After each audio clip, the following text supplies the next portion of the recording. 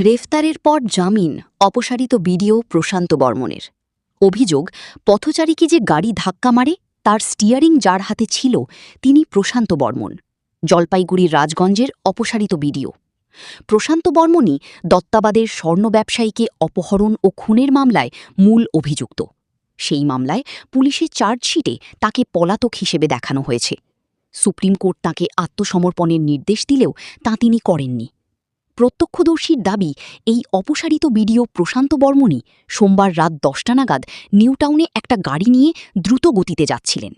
প্রত্যক্ষদর্শীর দাবি, নিয়ন্ত্রণ হারিয়ে গাড়িটি একজন পথচারীকে ধাক্কা মারে। এরপরেই স্কুটি চালক ও প্রত্যক্ষদর্শী গাড়িটিকে ধাওয়া করে আটকে দেন।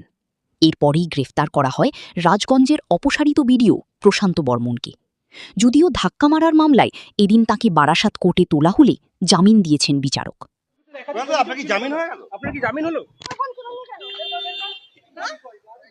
আপনি কি খুনের সাথে জড়িত ছিলেন? প্রশান্ত বর্মন, আপনি কি খুনের সাথে জড়িত ছিলেন?